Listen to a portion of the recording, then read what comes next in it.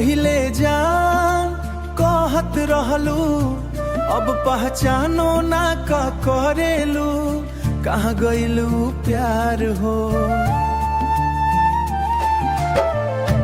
पहिले घंटों बात करेलू, अब कॉलो ना उठावेलू, हमारा बिना एक पल रहेलू, अब गैरन संग मुस्कावेलू।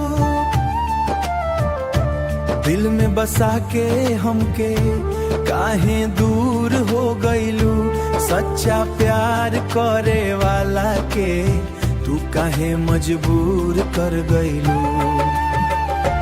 तू बदल गइलू ए जान, हम तया जो ही बानी, तोहरे याद में रोवत बानी, अखिया से बरसे पानी। तू बदल गइलू, दिलवा अकेले रह गइलू।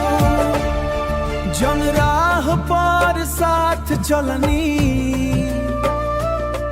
आज ऊ राह सुना बा, तोहरा बिना ए बेवफा, ई दिलवा अधूरा बा। स्टेटस में प्यार लिखेलू, बाकिर प्यार निभवले ना,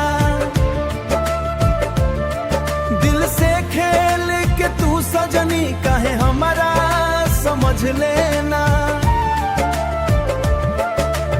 अब ना भरोसा प्यार पर,